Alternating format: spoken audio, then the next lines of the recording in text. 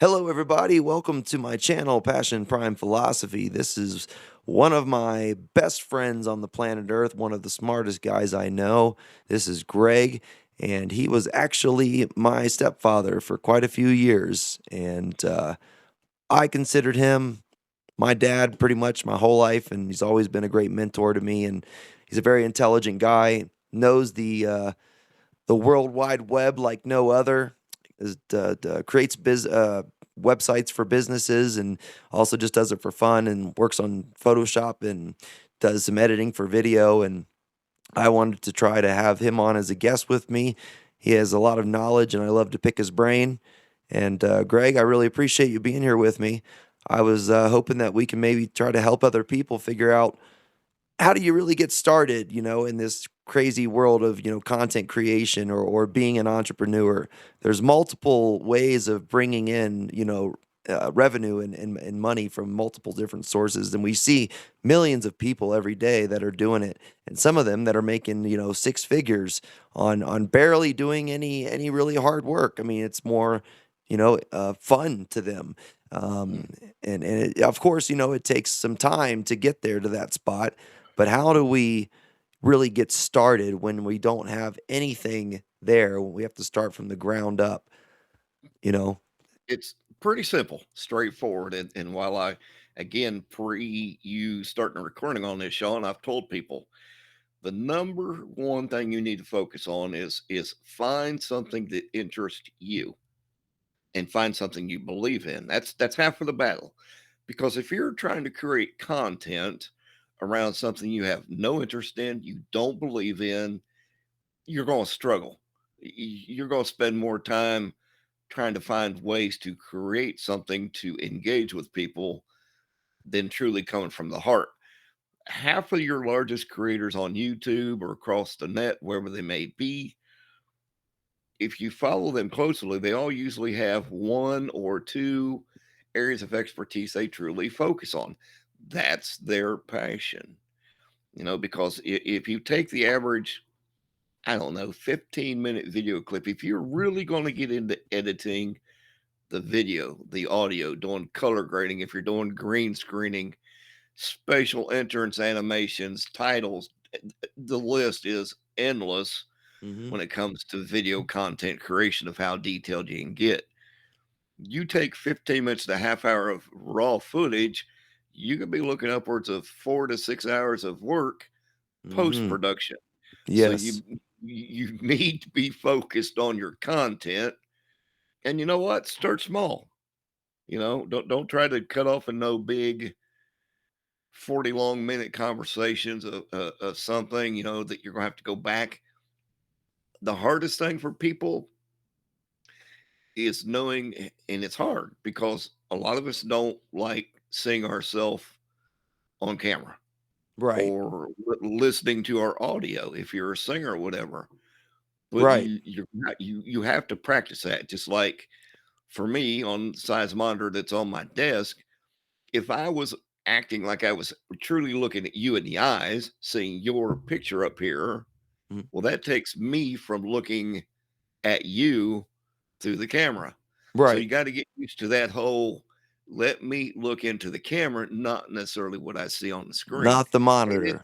it's not the monitor. And it takes practice. I mean, Yes. you've got to train yourself. Unfortunately, I've got a what's this one here? I've changed it out. Logitech 920 high definition webcam. So it's got two little neon blue circle lights that light up when it's activated. And I've trained my eyes to look at those two lines so that Yes. I know when people are saying this, it's more like I'm looking at you, which is what you want to do because people don't want to see you looking down here and off into Timbuktu and whatever. It's That's the very hard to that's stop looking at the monitor. You're like, yes. so sometimes maybe you want to put a piece of paper or something to even block the monitor, as long as you know you're in Mhm. frame and you're recording, you don't need to even look at the monitor, stay in the middle, stay in the frame as long as you're And it could recording. be a good idea too, but also another thing is if you have the camera and equipment or gear, and of course, look, folks, here's the thing. Almost everybody has a cell phone in their pocket, excuse me. Yep. Apple, Samsung, whatever your choice is, some of the best cameras and the microphones have improved dramatically. Mhm. Use it. Yeah. Use it. Buy a hang on, where I don't have it in here. I got a little what's called a phone jack. My phone sits on it and practice on it looking at your selfie camera as opposed to looking at yourself on the screen. Train your eyes where to focus. Right. And And then, and a lot of the and get phones used to creating nowadays good too. content. A lot of the phones nowadays too, you can plug in hubs and Mm. USB-C hubs and audio interfaces. You can practically plug in an entire set of instruments and DJ stations, and you can plug in monitors. You the, can get as creative as you want with it with all the accessories. but you don't With the need it. fo But you don't need You to do don't, that. and the focal point is quality content is not necessarily based on how tricked out your video is Right. with the extra goodies. Now, granted, some solid video and solid audio is a plus, Yes. but you don't necessarily need to do the whole green screen thing and all the extra audio effects and animations, intros, outros, cut-ins, B-roll. Those are extras. Right. If you don't have solid content, all the rest of the stuff is useless. I mean, you can get to that point at one day, but at least, when you're starting out, because I'm trying to get people that, people that don't want to be on the camera that are like, I don't like to see myself on camera. Well, I guarantee you, most of those people really wish they could get over their fear of not wanting to be on camera because they really do want to So actually make content. They would like to be able to try to do this, but they're afraid to be on camera. the other interesting thing too, and there's a couple avenues you can do with this. So let's say you have that stigma, you don't like yourself on camera. Look, I don't have my teeth in, okay, so it's a kind of a little thing for me, but whatever. But that being said, there's other forms of media. So maybe you don't like the video thing, do a podcast, go audio. And the great thing is, even with the cheap video editor software, what have you, and there's you can take an MP3, put a still image behind it, and stretch it out the length of your audio, convert it to an MP4, which is a video format, Hmm. upload that to YouTube, and now you have your audio podcast on YouTube. Yeah. With Very just straightforward, very with simple just to a do. picture, on the background, because Yes. a lot of people like to just listen to something while they're driving in the car, sleeping at night, while they're doing the dishes, they're not necessarily always looking at the screen. So, but, Mm-mm. audio really matters. So, everybody's already, you got so many channels out here and so many people that have already done incredible jobs, dealing with certain niches and certain content. How do you get started when so many people have already kind of done this topic, done that topic, they've done it this way, done it that way? You can take pointers and maybe try to, make it your own little version, but how do you find your niche, that thing where you can stay consistent making content where you've already got just about everything out there already. There's already a creator that's doing that specific subject topic or niche, but you could maybe do it in your own way or add your own twist to it. But like, what do you talk about? Just your own life? I mean, how do you I find mean, a way to stay? Unique. Why would someone want to come and listen to you if someone else is doing it the same thing but 10 times better? You know, uh, how many times have in your past, Sean, have you heard someone say life happens, or they might use other verbiage to indicate that? Okay. or slit happens. Yeah, exactly. Look, I could take a written script, email it to you, and say, present this. And then I could take that same script and present it my way, and it might have two completely different meanings for whoever's either viewing or listening, depending on the format you're creating it in. And you're right. I mean, the net is filled with people that it's like, oh my God, there's so many people talking about how to be more positive, how to be uplifting. But here's the thing, are you connecting with the people that are watching? Just because you're talking about it doesn't mean people are connecting. You got to establish the connection with your audience. Once you do that and they're locked in, Well, you pretty much could talk about the cow jumping over the moon. And you can do that by It, replying to comments down below. You can do that by, maybe even making a Twitter or some other place where you can have like a whole, you know, yes. uh, blog place where everybody can talk to each other, like a chat room Mhm. or a Discord page. That definitely I'm not absolutely helps. I'm not big on the Discord thing. I tried it out, wasn't for me. But you know what? Different strokes for different folks. Whatever works for them works for them. Having done this in the past with many businesses, I've always been strong on Facebook and groups. In Yes. Facebook, they're a little bit more manageable Yeah, like a as private you group. start out small. Sure, because again, when people start commenting, you want to interact with them, even the negative stuff, Yes. because that's what's going to help Absolutely. define or refine what you're doing on your creativity, the content you're producing. Got to have that engagement. Not only that, that engagement then develops those true followers, if you will, who are very happy to share your content. And at the end of the day, if you're going to do YouTube, that's what it's all about. It's not just about your subs, it's how much does your content get shared? How Mhm. many views is it getting and the length of those views? How many of your And fans are hitting the like button? Because or even that, because believe it yeah. that the thumbs down can contribute as much as a thumbs up. And that's what the algorithm looks at, is how much interaction per video are you getting? Getting likes, getting some thumbs down, getting some comments, getting some shares. I tell people And it's a here repetitive on process. I tell people here on Passion Prime Philosophy, I say even the haters or even the people that have anything they disagree with me on, please, I want you to share your opinion, and even if you have you want to have some kind of conflict because you're upset about something, I would love to know your point of view. I would love to know where you're coming from, or if you completely disagree with me on something, I'd like to know where you're at on something, and that way I can share where I'm at on something. And I'd like to understand why you disagree with me. And I welcome the people that dislike, the content, but I want them to stick Well, around as well because I want to learn from them. I'd like to, it's the same thing with people, and of course, personally, I'm really engaged in the political scene, yes, and I like having conversations with other people, even if they believe or think differently than me. Because here's the problem that we have in life right now: so many people want the attention focused on their personal trains of thinking without engagement from all sides, from all people. All this singular opinion means nothing. We can't accomplish anything as a society without having different thoughts, but not only different thoughts, is being able to bring those thoughts together as one to knit them together as a society. Doesn't absolutely. mean always going to be one-sided, on the right or everything's on the left, but a happy, focused middle.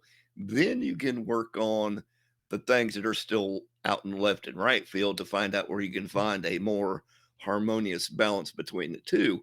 The problem is people aren't willing to engage in that kind of conversation. Exactly. They just want to be, it's all about their opinion, and that's where the attacks come at. You see it on people's YouTube channels all the time, and some of the nasty remarks. Look, I can disagree with anything anybody says and say it in a way that is respectful of, Yes, because you're on their intellectual property, if you will. Granted, it's public for viewing, but they took the time to create it. So if you're going to leave a response or remark, be respectful and say, "Hey, I don't agree. Here are my thoughts," but be willing to have that open dialogue. Because when people choose to, especially on YouTube, and this what gets a lot of creators in hot water, is when you start banning people or oh, I know. deleting their comments, because when they pick up on that, trash cities coming to your comment section guaranteed. Absolutely. Oh, I know. But there's even certain words and things that you can't even say on YouTube because, like political Yeah. things, things that you should Mm, easily be able to say, but they will, ban you, especially if they say you're talking about fake news or this is misinformation, mm. they'll right real quick, So like I got, one very large YouTube channel I watch, and I think he's up to about a 500,000 subs. Steven Crowder. No, it's actually Marfoogle News, Oh, okay. um, and love, Adam and Dex to death, but they pretty much have to code, every word they say Yes. in their live stream so the algorithms don't pick up on it, because there are a lot of people that get tossed off of YouTube that, start digging in deeper than what your average mainstream Yeah. news networks It's do, just and they get kicked off all the time. The thing is though, is when people that disagree with us or even say some really nasty things, okay, let me hear your opinion. I want to hear all about where you're coming from and what would you like? How would you like this to be handled? Let me hear it, understand it, and see. I'm going to try to put myself in your shoes and really try to feel how you're feeling. I want to know where your emotional state is on Mhm, why you mhm. feel this way and why you think this way. Now, let me speak after you speak. That's the problem is they don't want to hear they don't wanna hear your part. Once they say what they wanna say, they don't even wanna listen, or they may hear just a little bit of it, and then they cut you off, or they just take off, and because a lot of times, it makes sense. You might start making sense to them, and they don't want their mind to be changed. They wanna stay in their own little they wanna stay in their ways. They don't wanna change They their wanna mind. stay they wanna stay mad, Yeah, okay? Part of being a good host is knowing when to shut up. yeah, If yeah. you've asked a question that implicates or implies an open response, then shut up and listen, and then hopefully, Just but give it a try, you know? on that end of it as well, and it's something I've worked on over a lot of years, that if I'm going to be a guest, I also need to be respectful of the host. You know, Absolutely. make my statement, but also give them a chance to rebut if they so choose. And that's just part of being an adult and knowing how to have. Because here's the thing: having a conversation without having to raise your voice and get into these huge, ridiculous screaming matches and acting a fool. w- What are you gonna prove? That ain't gonna get What that ain't gonna help nobody, you know? you walk away madder or more upset than what you started at. Your day is pretty much shot to hell in a handbag. I say if there's It's any just yelling whatsoever, you might as well just end it right there, you end it, know? end Just it, walk away. off, be So, done. s okay, so in a day and age like this where, it's 2022, you have so many sensitive subjects and things that you do have to be careful about. Maybe you're trying to find your niche, but it's 2022, and we know that there's already a couple of cities that are actually trying out the universal basic income thing. It's not a lot of Mm. money, but they actually, I think I can't remember the two cities that are doing it. Sacramento, I believe, is one of them, but it's kind of a trial thing, and there's a few hundred people that are getting a few $100s a month as universal basic income, and we had one of the Democratic nominees, I can't remember his Yang. He was actually really running for one of his big things was to give $1,000 a month as universal income to every working person because he believed that robotics and artificial intelligence was going to come and start taking a lot of the jobs away, even like doctors, nurses, lawyers, servers, bartenders. He was making it a big deal. Truck drivers, maybe, self-driving cars, and basically he was saying that in the next 10, 15 years, half the jobs are going to be taken up by robotics and AI. And he was Let me so let me basic jump in on that basically universal income here real quick if I can. sure, sure. It's it's a wonderful idea, but here's the problem with it. You are incentivizing people not to get out and work. And I get the whole AI technology thing and more automated processes and robots and this, that, and the other.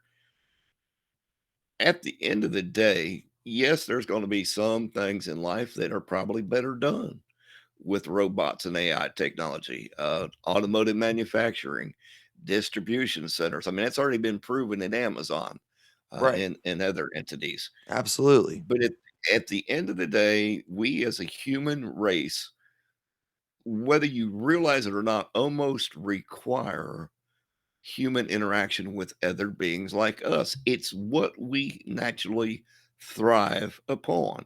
It's what drives us to be the people we are. So Yes. you want to get out in the world, if you will, and have that interaction with other folks.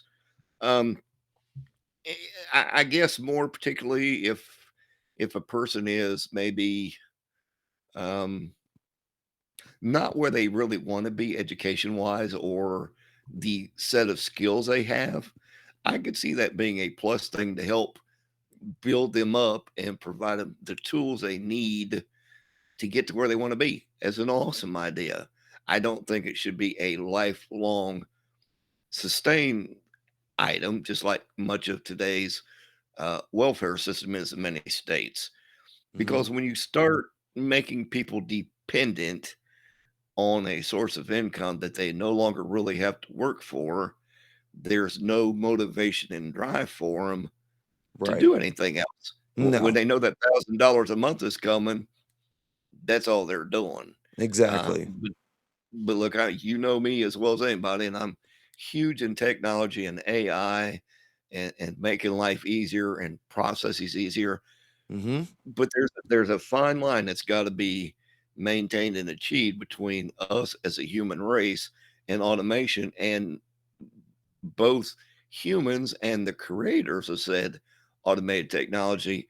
Again, finding that happy medium and middle ground, if you will, so Right. people don't feel so threatened. People like, oh, I don't want the self checkouts at Walmart or yeah. Look, personally, I would much rather check myself out. I I'm in usually and out do. in Yeah. half the time. I don't have to worry about whether or not I'm getting the right change back from the teller. No offense to anybody that's ever done that kind of work, but I'm not a big have 100 people around me social environment kind of person. I mean, I'll say hey to somebody in the store if I know them, but I want to get my garbage, get it in a bag, get it paid for, and get out. In the lack of better words of Jeff Dunham's Walter, get your shit and get out. Right. Yep. I usually do the self That checkout too. But, in the day and age of these pandemics, and God forbid, and we don't have to go through another pandemic like this, but, robots and stuff might be more safer, if they can replace a robot that save them a lot of money to not have to pay for an employee or the insurance on the employee, a robot that does the perfect job every single time and, gets the quotas met all day, every day. I mean, if that's possible, and maybe it won't be 10, 15 years, it may be 20 to 30, who knows? But I'm just saying, if you're a creative individual and you get into this industry or you start getting started now where you want to maybe be an entrepreneur of some kind, or you want to have some kind of business in your local area, or you do want to make some type of content online or have an online presence of some sort, there is multiple different ways to get mhm. started and to make money. If you want to learn about things like cryptocurrency and Bitcoin, if you want to learn about website design, you want to learn about photo editing or video editing or being on camera and doing podcasts or doing interviews or making short films, writing scripts for people, recording music, live streaming on live stream platforms. There's just multiple ways. Drop shipping, affiliate The marketing. only thing with drop shipping right now, and I want to use and I've done some very large websites for clients that's all they done was drop ship. Yeah. The only issue with that is they were using um, AliExpress. Okay. I've heard of that. 95% of their content comes from that big sea country over the water. And with the issues we're currently having with the supply demands, and people are ordering stuff and now it's taking 3 months for you to get it. I know I recently ordered a smart home hub that's different, that'll integrate better with my Apple HomeKit on my phone from Amazon. Yeah. Um, Relatively cheap, but probably will be based on its current tracking, probably will be March before I have that device in my hands. And the problem is pre-pandemic, we as a society have become a society of instant on demand, need it now. Well, especially when Amazon has offered 2-day shipping on almost every product. Exactly. You get that, or even overnight if you live in bigger cities, or even the same day. If They you live in one of the big metros, you can get the same day. aren't they using the drones now in some cities where they drop the package off with the They're drone? Well, both them and Walmart are testing out utilizing drones for small packages and pharmaceutical stuff like that. I can see it growing. Oh, yeah, for I mean, sure. I got a sizable drone myself, and I thought maybe I just need to go ahead and get my drone pilot's license, Mhm. the actual classification. So when that does come into play, if I really wanted to go to Amazon or Walmart and say, "Hey, I got my drone pilot's license, put me in a room, give me my controls, and let me have a good time." Yeah. If that's your cup of tea or whatever. Well, I think these drones are unmanned, aren't they? Aren't they, like, automatic? They are unmanned? Um, Unmanned, yes, pretty much like for anybody in your viewership here that might be familiar with like a DJI Mavic, a Mavic Pro 2 or whatever. Okay. Pretty decent sized drones, but they're gonna be the same thing, controlled. But in You Dubai, know, they actually have a taxi service in Dubai that's actually you can put people inside of them. 'Em. They're like drones, same type of mhm. technology, same kind of build quality, just bigger, and then you can just sit inside, and the drone automatically will take you to your destination. Not saying we can't or haven't or won't produce that kind of technology. I don't think we're quite as far down the road with that as far as Dubai has like them. Dubai aerial unmanned. Well, I know Dubai's got them, but that's a whole different world by itself. And It's I've been like to there's a Dubai. lot of legal troubles with these drones in the city and, like, going through the skyscrapers and stuff with those things. Lots of, dangerous, hazardous Yeah, things that you have to take into account, so it probably will never be legal around here in America, but you've been with me years ago, growing up when I used to drive over the road. You've been in a truck with me, yeah. so I want you to imagine driving in downtown New York City or in the Bronx or Queens in any vehicle can be atrocious at best between sunup and sunset. Now imagine you take that same environment and put everybody up in the air, if you will, traveling. Right. Mm-mm, Yeah, ain't gonna mm-mm. work. I don't think we're gonna Gonna have be a you'd have to nightmare. have remember, like, the lanes in Back to the Future too, where they had those lanes and yeah, we Mhm. definitely, it would all have to be automated, where it was, automatically controlled and, like, had some type of, like, internet service or towers that, and it would have to be super, super Well, safe.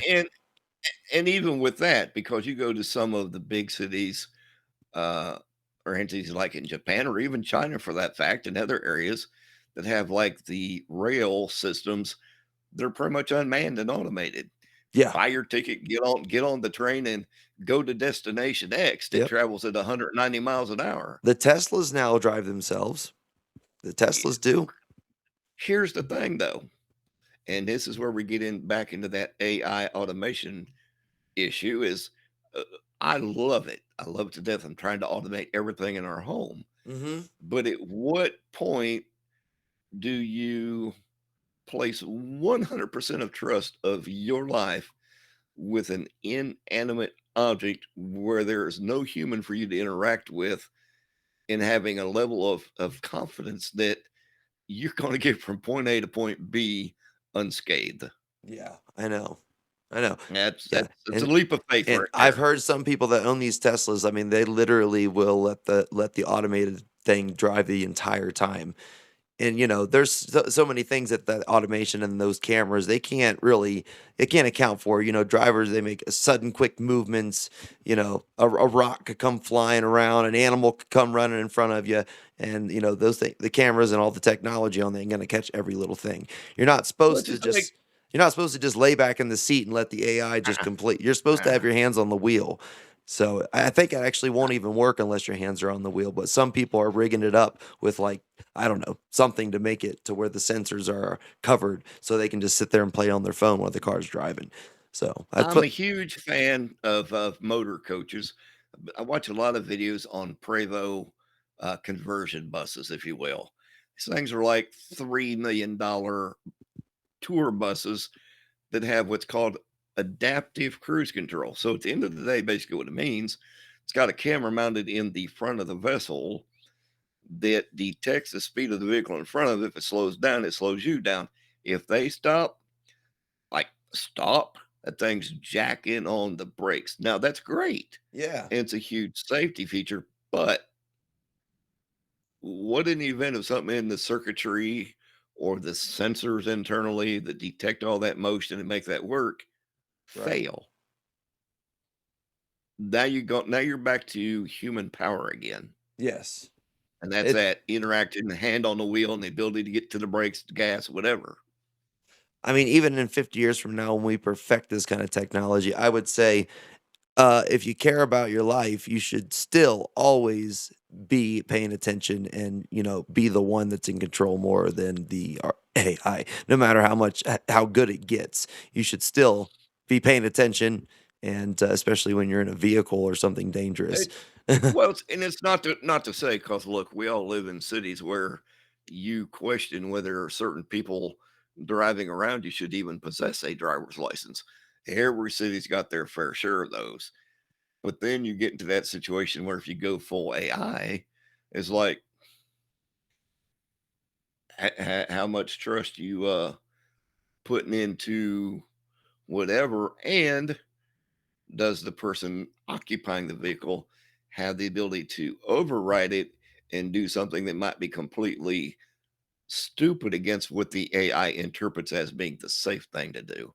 Right. There's That gets back into that balancing act of interacting between AI and humans. Right. So, I mean, yeah, just saying we got this technology. That's just a small aspect. That's just one avenue. Times are changing. Pandemics made a big change. Our politics are all jacked up right now. God only knows what's going to happen the next 3 years.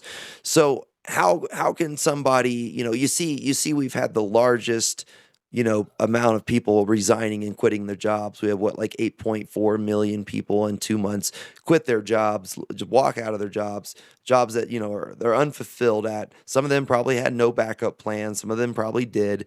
But there's millions of people, not just YouTube content creators, not just TikTokers or whatever. There's millions of people that are coming up with six-figure business models, or making 10 grand in 1 month very easily by starting their own business. And how can somebody, especially as far as content creation or something, or being online, and you trying to find your own special niche, adding your own little flavor to it. You can always kind of maybe do the same type of uh, type of subject matter, but maybe add your own little spice to it, and Mhm. a little different. You can always look at some of your favorite content creators, maybe take a little notes from each one and apply that to your own video, and then throw your own thing into it. But how do you really like just get started? What's the easiest way to get started but not have to take forever in that beginning process? Where can you start making money? How do you make money, quickly? You get started and If get going. if you're looking for an instant uh, income opportunity online, I'm just going to be honest, it doesn't exist. Anything you do online is going to require solid content, but more importantly, is consistency. And that's where most creators lose ground at, because they'll get in there and they're all ambitious and they start creating content, whether it's video, podcast, blog post, what have you, and then they quit. Or the consistency of how frequently they publish new content takes a nosedive, and you got to be consistent. because once you start to gain any traction or to even attract that kind of following, people that land on you or find you are going to want to come back and say, is there anything new here or that engages me? Now, keep Okay. in mind, not every video, not every podcast, not every article is going to fluff and puff everybody's happy feelings and like, oh yes, that's me, that's me, that's me. Yeah. But when you get on the level of consistency to where they can anticipate, okay, I know 3 times a week Sean's going to post some videos. I know on what days he's going to upload them and make them available. So I know to come back and check for new content. Granted, hopefully people are clicking on the subscribe and notification bells for YouTube. Right. Uh, and then, of course, whatever podcast app you utilize, most of them provide you notifications when new content has been uploaded, whether that's through Apple Podcasts, Google Play, Spotify, the list goes on. Um, And of course, I'll remind people to hit the notification bell. Absolutely. But And of what course, if you here's have a the thing. day? What if you have a day where you're Li- like, "Man, I have to make a video and I just don't have anything in mind. What can I do?" don't, You don't. don't make It's best. Don't. It's if you're in that, every creator goes through what I like to call mind block, where writer's you're block. just like, I have no clue what I'm going to talk about, what I'm going to write about. Don't. But what if you need to be Tomorrow's consistent? tomorrow's a new day. Well, and again, I preach consistency, but it's better to wait till you can take a minute for yourself because we as creators become so focused on delivering that unique content that we fail to properly take care of ourselves, whether that's your physical body, your emotional state of being, or what have you. If you can't keep this square and in check with the rest of it, I don't care what you do, your content's going to stink. Yeah. Plain, plain and simple. Because and people are going to be able to read you pretty much like a book because it's going to be written across all your face. Yes. So, like you said, those events where like, man, I don't know what I'm going to do today. I don't have anything on my mind. Don't. Okay. Tomorrow's a new day. Tomorrow's Yeah. a new day. And what do you think about making it like okay, right here, this is like a considered like a podcast, like almost like a miniature Joe Rogan episode, which I enjoy. I like being able to freely talk without the script sometimes, but there are also times that I'm like, I feel like if I try to just wing it and go and just freely talk, I may just repeat myself or say a lot or trip over my words or pause. Do you think it's a wise idea to write a script or write bullet points? Okay. Absolutely. I mean, I'm not saying scripted out word for word what you're gonna say in whatever media form you choose, whether it's video, audio, what have you. But again, like you said, uh, come up with the bullet points. Look, it's no different than when we were in school back in high school and having to create an outline. Same thing. So Yeah. create an outline for your thoughts, but try to place them in order that makes sense based on your content. I Okay. mean, if you start the day out on whatever you're doing, talking about, I love the sunshine, and then the next sentence you're talking about, um, I hate wheat bread, and then you're back into talking again about, I love the sunshine. People will have a hard time following your path, as where if you're more consistent, how your content is more focused and makes sense and pieces itself together, making it more easier for them to consume your online content. And again, that's where you would start to attract the audience and the followers and um, Because the monetization, people. it takes 40,000 hours of view time. So people need to be Yes. watching your video, not just clicking, checking out 5 minutes of it. They need to watch Mm-mm, watch mhm, most mhm. of the video so it needs to stay interesting and it needs to be giving them some type of value. I just, Let I, me reach out to people that might watch your video if they're a viewer of content themselves. Let me encourage you. And I know there are plenty of people who are not YouTube red, subscribers. I am. If you enjoy the content you're watching, watch the ad that comes up in the video.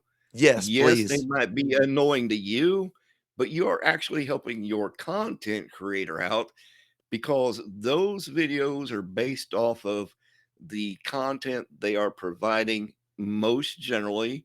It's usually closely related.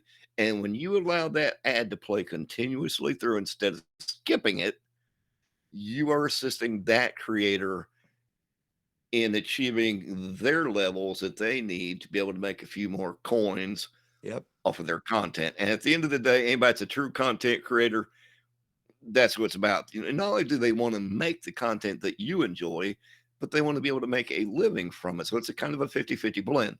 'Cause You like you scratch their said, back, they'll scratch s yours. to make a good video, like you said earlier, it takes 4 to 6 hours of your day. It's a full-time job, it really is, but it's what you're passionate about, it's what you really wanna do, and so it don't really seem like, work, but to make a good quality video, I mean, there's a lot of planning that goes into it, and, if you hit skip on those ads, then the creator doesn't make anything. You have to Mm-mm. watch that ad in order for the creator to really make a percentage of the monetized commercial. But, For most of them, yeah. you can put 10, you can put 50, you can put 100 commercials on your video if you want, but the more commercials that you put on there, the more likely your viewers are gonna not wanna watch your video.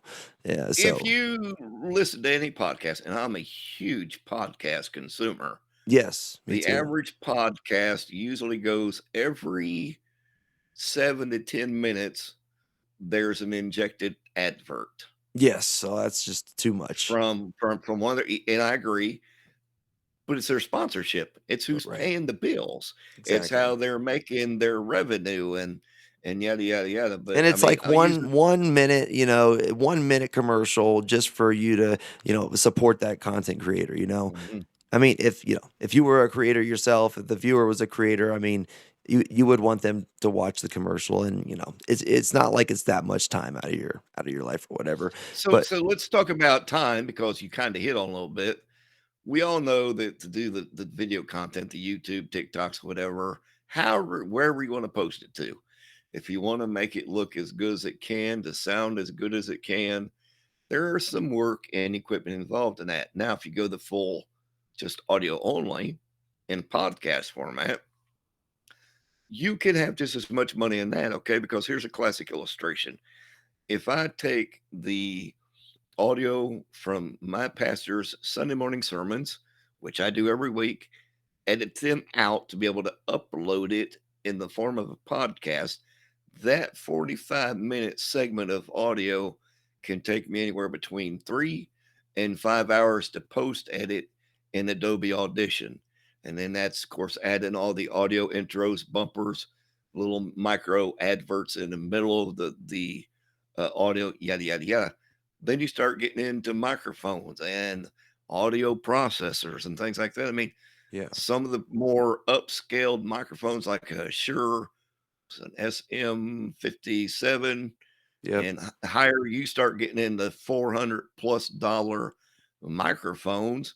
Add some audio processors on that, maybe a small digital mixing board where you can have an effects rack with soundtracks and you can get wild and stupid on that one just as quickly as you can with the video aspect of it.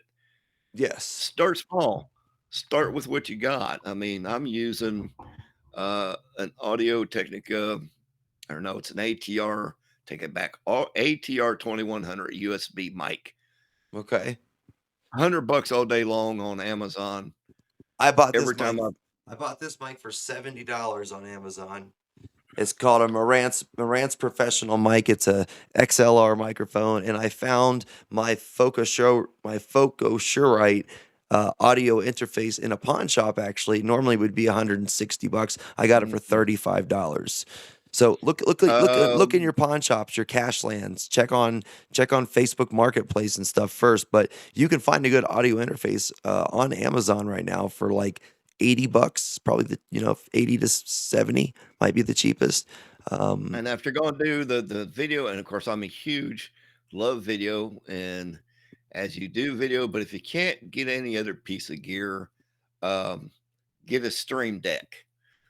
Anybody doesn't know what it Yes. is, basically, it's like a little micro console. If you get the small one's got 6 buttons, you get the bigger version. I think you got 12, and then you got the max on it's got like 15.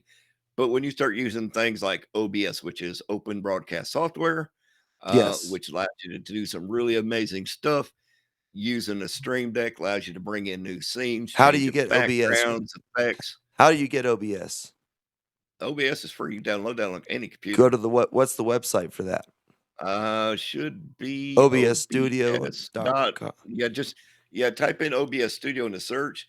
I think it's obs.org. I may be wrong. It is free too, by the way. It is free. Yes. And then there's also what's the free video editing software that's like really awesome too? I'm thinking of. Um, oh shoot. Oh well, I can't remember the name of it. Darn it. Um, well, I use my phone for everything. You can use a separate camera, but I got the Galaxy S21 Ultra, and I have KindMaster, and I pay Mm. the $3.99 a month for the no ads, no watermark, and some extra features and stuff. And it's excellent. But you take time to edit the video, then you got to produce the video, which takes a Mhm. while. Then you have to upload the video, which takes a while. And Facebook only lets you upload in 720p resolution no matter what you do. YouTube's the only place where you can do the 4K resolution. So, uh, I don't, unless you're doing something like some high end sporting events, things of that nature. I don't see the need to upload or shoot in 4K. Standard HD 1920 by 1080 is amazing. right. Half of Should the you do battle is 60 or amazing 30 looking. frames? Depends on what kind of content you're shooting. If you're doing something fast, obviously you want to do 60. What if you're just sitting If it's there in just front of the camera? 30? 30 frames is more than sufficient. Okay. Okay. And of course, if you really want to get, of course, like Sean probably give you more of the free things, but if you want the upper end, if you're on an iPhone and you want to use your phone, look into an app called Luma Fusion. Most Okay. amazing little piece of software I've ever used for editing videos. And if you want to use a green screen, the chroma keying effect of that is second to none. It's better Okay. than any professional video, Luma Fusion on iPhone. and you All can right. get it on an Android. Okay. I was gonna say, and I if you think have it's if you like, have Android, use KindMaster or Power Director are really two mhm. really good ones. Pay the little fee to get rid of those ads and the watermarks if you can. Now You don't I know have on my to. last one, I had an Android on my last one. Of course, I upgraded to the iPhone Pro Max 13. Yes. The microphone on these things are freaking amazing. Yeah. But for $100, you can buy a Rode, uh, looks like a little T Yeah. that'll sit on top of your phone and plug into your port. That's amazing. Okay, Little so you baby get some, shotgun microphone. yeah, baby shotguns, got the little wind socks on it, make your audio sound amazing.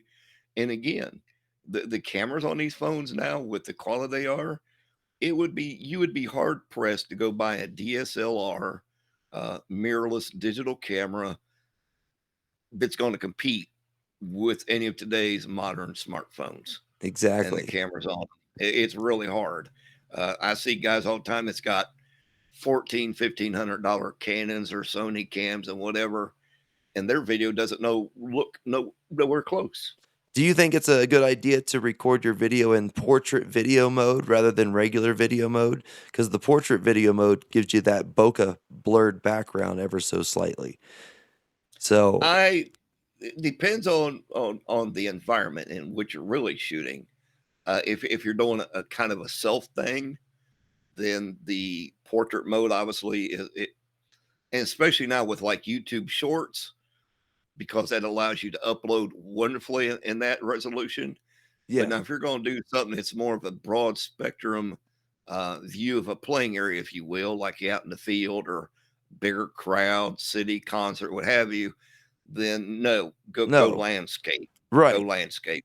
But if I'm like sitting here in my studio right here, you maybe portrait video mode to kind of blur the background just a tiny bit, you know. Mm, I mean, for the sake of if you're not real comfortable with your background, you want to kind of maybe not drown it out, but make it not so attention grabbing. Mhm. Sure. Okay. But from the aspect of making it more enjoyable on what people are used to seeing, landscape it. Because that's what the, Sony mirrorless camera does. It normally kinda blurs the back no matter what you do, it still gives you that, it focuses on Um, the subject and blurs out the background just a little bit. Depends on if you're on auto. I think the autofocus, because the way it does the adaptive, I won't call it zoom, but a macro level setting, if you will. So the closer you are to your camera, because your wall's further away, it doesn't place it as a priority to focus on. It's looking more at you to give that crisp look to, and then kind of does that subtle blur in the background. So it's typical. It sounds like a Sony A6000. Yeah. No, that's what I had. That's what I had. But unfortunately, I had to get rid of it. I needed the extra You money. Needed the money you pretty bad. do So, you do just as well with your phone. yeah. Now, of course, the more important thing for folks to remember, if your phone doesn't have a lot of physical memory on it, if that's an option to upgrade, go get you the one that's got the 256 or the 512, Yes. depending on who the maker of your phone is. Do your video, do your editing, get it uploaded, then get it the heck off your phone. Yes. Don't store it. Get rid of it. Or If you've got it on an online entity, or upload it to like Goo Dropbox, Google Drive, Google whoever. Photos. For three ninety Yeah. nine a month, you can get 100 gigabytes of, space with, Google Photos that will let you upload an original quality anyway. Well, So, and for people that might be your AT&T cell phone users, if they have the insurance they're paying for on their phone, many of them don't know it. They have access to unlimited photo and video storage. You can go all the way up to 8K unlimited. yep. Or you No can additional. A lot of people don't even know it. or you can get yourself a little stick that you can plug into your charge port and put an SD card in there, and then you can just record all your video straight to the SD card. You So, don't even have to have the SD card nowadays. They got the little sticks that plug into your ports, yeah. and as long as the machine you're going to plug it into supports, they're usually micro US or USB Cs. Well, my phone So got it's rid of the pretty SD card. equivalent. We don't have an SD card slot anymore. They took it out for Yeah, some no, reason. And yeah, they took out the but most headphone of those jack. you can buy a 2 terabyte stick. I don't know, $130 on Amazon, I think. Oh, yeah. Look, if you're out shooting 2 terabytes, um, content creation is not your issue. Right, right. You got other things you need to focus on. But once I upload it, I usually try to I delete it from my files. But I just have Yeah. so many, like, apps and stuff that I use. So, let's just we're almost at an hour here. So, if you have somebody that, they get past the whole shyness of being on camera, they can at least start making their content, or maybe they wanna just be an entrepreneur. Do you have any kind of advice on if somebody doesn't know how to really make websites, or they don't know how to edit video very well, they don't really know what kind of niche they're going to have, maybe they don't have a very interesting life, or they've been through some stuff and they feel like the things they have been through they're just too embarrassed to talk about. I mean, how can somebody um, A whole lot easier to get started on any of that in today's times than it was when I started on the internet before most people even knew what the internet was. Um, thank God for YouTube. I oftentimes refer to it as YouTube University. There's really nothing you can't learn to do. But here again, this gets into the desire, the will, and the want to. You're going to have to roll up your sleeves if you don't have any experience in any of this. It's just like me. I taught myself website design and all the programming languages from CSS, JavaScript, PHP, the list goes on. But now with YouTube and so many content creators creating content on that specific area, I mean, for someone that wanted to get into web design, it's a no brainer. Or mhm. there are even coaches online that specifically help people start to develop their online presence and creating a quality YouTube channel, or um, Lord help me here with some TikTok. You want to Yes. become the next TikTok thing or whatever the platform is. Right. I promise you can find a quality content provider. And this again, this is about personality and taste. Not every content creator is going to be for you, but find one that appeals to you, Like, learn your trade, and do it. yes. Well, here on my channel, I really want to try to show the process of, look, I get started and I really haven't really known exactly what I'm doing, but I've been making attempts. I've got videos from, about 4 years ago from when I first started in my studio to now. And I'm still trying to kind of find my niche and kind of figure out exactly, what I'm doing. But I want to show you all that I'm trying to make the attempt to get a channel going. And as I go, I can try to share what I feel like I'm doing to try to inspire you to at least get started as well and at least make the attempt, get going, and maybe we can help each other. You want to comment down below if you have questions about anything. We can make this happen. Millions of people out there. I've seen YouTube channels that are honestly the most uninteresting channels I've ever seen. And they start out with just a couple hundred people, and then 6 months later, I check them again, over 100,000 subscribers. I mean, and their format is so simple. They don't even show. They might show their face for a second at the beginning of the video, but then they show Mm. like 3 or 4 pictures, and then they just write a simple script and talk about their subject with 3 or 4 pictures.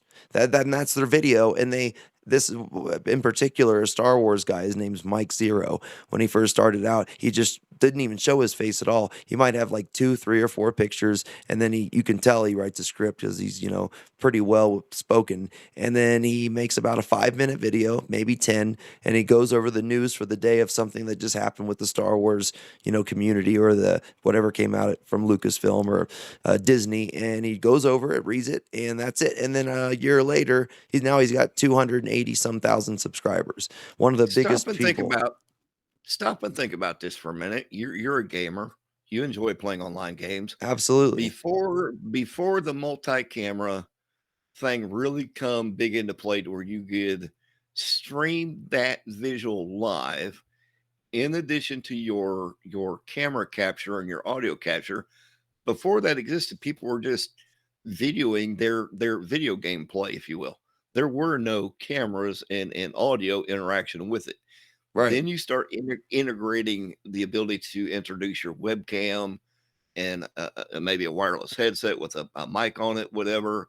And then the ability to cross communicate with other people who are watching your stream. So, but Yep. it's no different even, when you're learning how to create content. And like you said, people can help people. There are plenty of other people out there just like you who are looking to get their foot in the door, if you will, and start creating content. Yep. But here's the thing, and we're all guilty of it. We can dream about the big stars and the money and the lifestyle and what you want in the future, yada, yada, yada. Yeah. Until you commit to sitting down and doing it, those dreams and thoughts, I mean, not trying to bust anybody's bubble, but they really mean nothing You can't just sit because there in a chair and hope that these no, stars are going to come no, falling. You have to don't take, you move got to your work. legs, move your lips, move your fingers, move them We're going to have to put legs. some work into it. Yes. And even if it sucks, because sometimes your work might just be a little terrible. You might make something that might not be that entertaining or that great or gets that many views, Well, but how did you learn to ride a bicycle years ago? I mean, did you hop on your bike immediately and able to pedal successfully? I fell down a No, few none of us. times. None of us Yeah. did. Right. All of us fell down, scrubbed some toes, scraped some knees, banged our heads, but you got back up and done it again until you were proficient at it.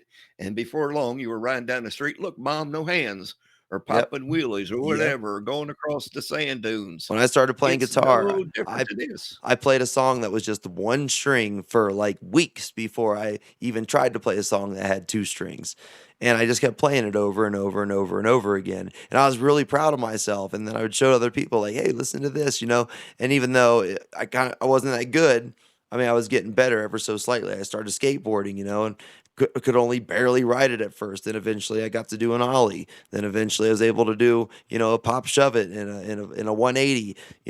I rolled my ankle a few times skateboarding. About the third time I did it, I said, "Up, I don't want to break my ankle. I think I'm done with this for a little while." So I don't It's skate. it's no it's no different than an Olympic athlete. Okay.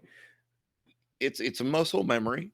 You've got to train yourself to do this and be consistent with it. Now, granted, I don't reckon anybody starting out fresh try to go in and knock out an hour long video, then the full editing process.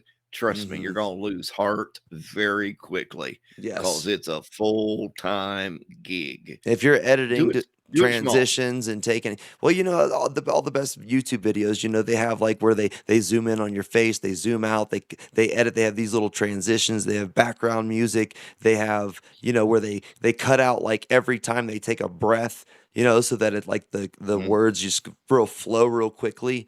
Like, this kind of video here, we're having, like, a podcast conversation, so there's not really any reason to edit anything out of this, but, if If I I'm wanted to get real geeky with it, and if I would have brought, say, something like Zoom, the only reason I don't like Zoom is because you're limited to 45 minutes on the free end of it.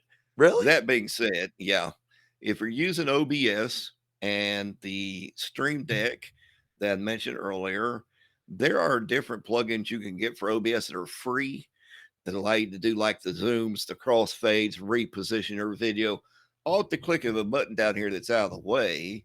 You've got that pre-programmed, or maybe how to bring two videos like us together side by side Yeah. or stack them, crossed over. Mhm. The sky is the limit. Or maybe you want some animated scrolling text at the bottom of your screen, a lower third. Right. It's unlimited what you can do. But again, all of that is irrelevant if you're not making the content. And if it's a fear thing, or the whole, I don't like the way I sound, I don't like the way I look. Let me just put it like this: either get over yourself and do it, or give it up. Right. You just gonna have to jump in and get your feet wet. It's no different than learning how to swim. You got to get in the water to find out if you can do it or not. Exactly. And don't let a few, naysayers ever, No, ever make you feel like you're not, "Oh, I'm done." A couple of people said some negative things, and now they hurt my feelings, and I'm not gonna do this anymore. What you really need to do is keep going and show them they don't bother you whatsoever. Act like it don't even mhm. exist. When I see a negative comment or something like that, I just honestly, unless it's something that I can engage with and actually learn something from, I just completely ignore it. I just pretend like I But just it doesn't even n- exist unless it's no there's different than algebra in junior high and high school. If you got a negative, you just got to find a way to turn it into a positive.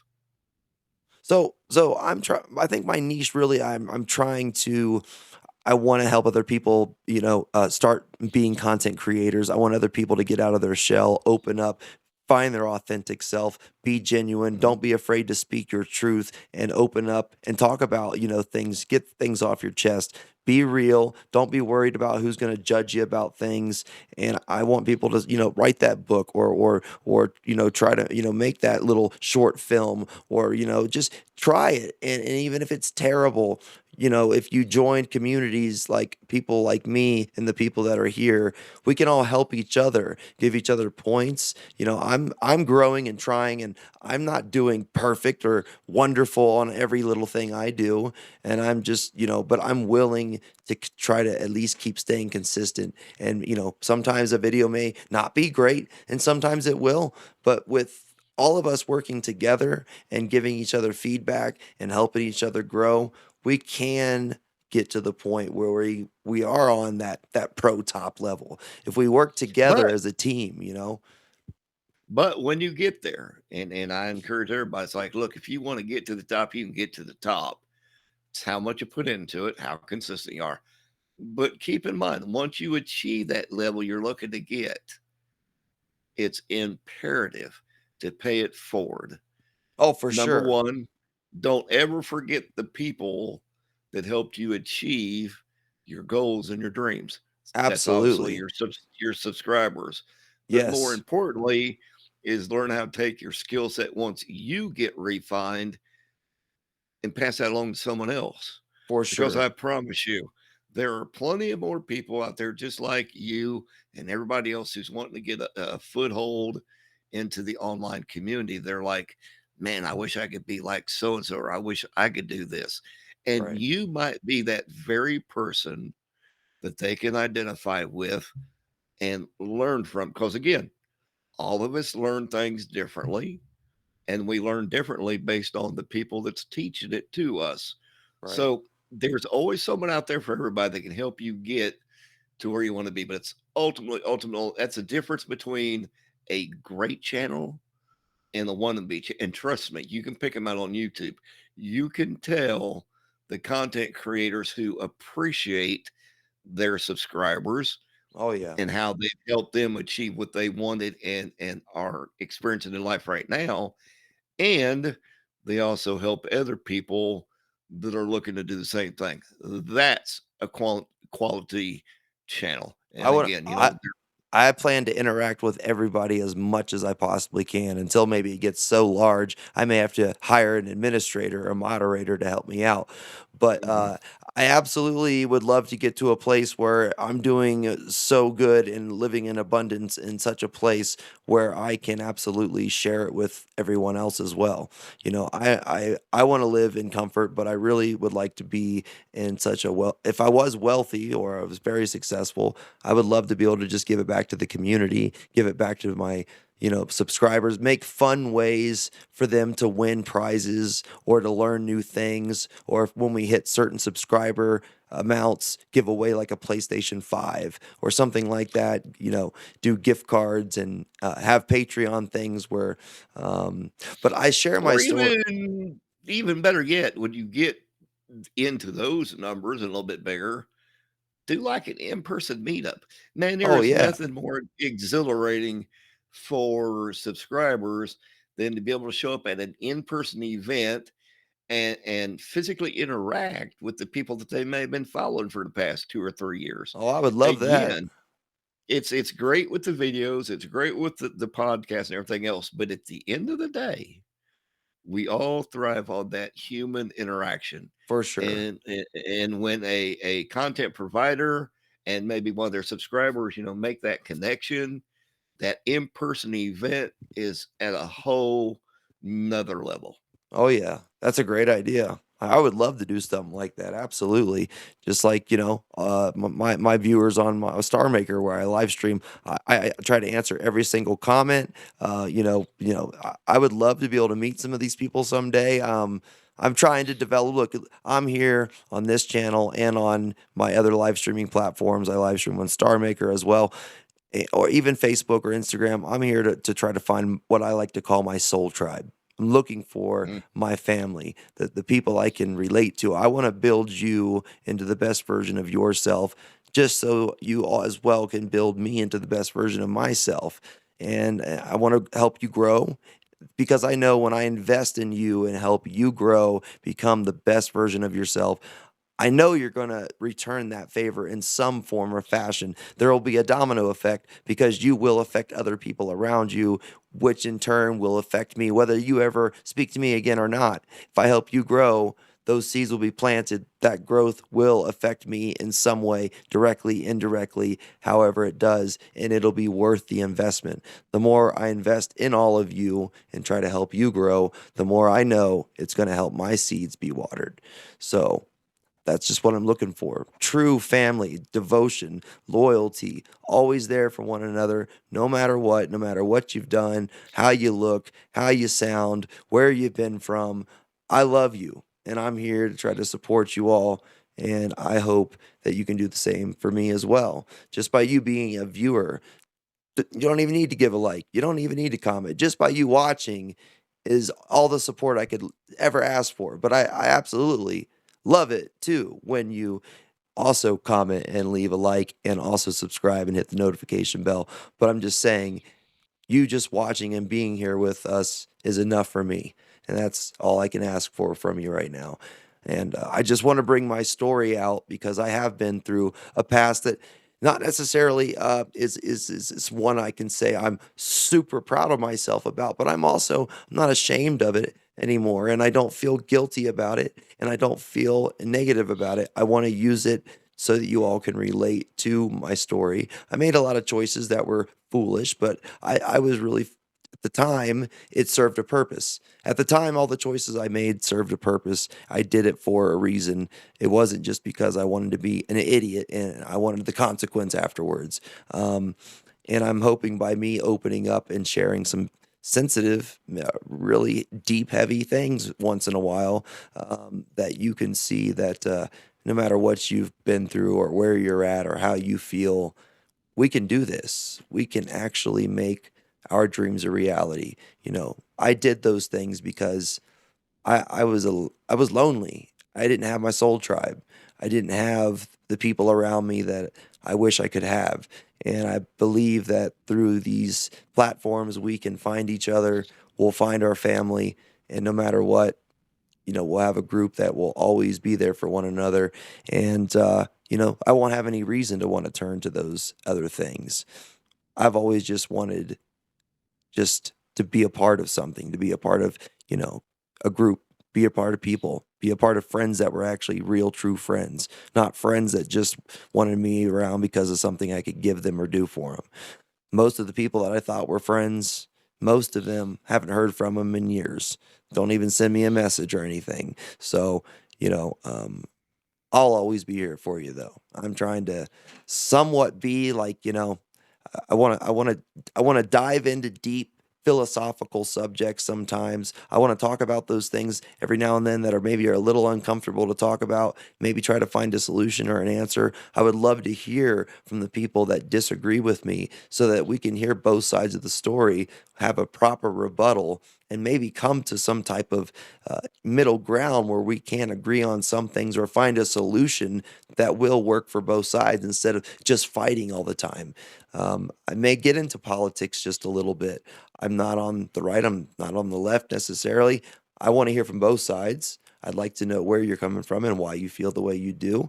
And then, as long as you give me the opportunity to speak, or my guests the opportunity to speak, you know, then we'll at least be able to tell the viewers and everything. We'll at least be able to give everybody very good, nice, descripted versions of both sides. And then you can either choose one of the sides, or maybe we can come together and find a nice middle. But if we can't, we can still love each other, still respect each other. We can still be here for one another. Even if you disagree with me, I still love you. I'm still here for you. I'm here to help you grow.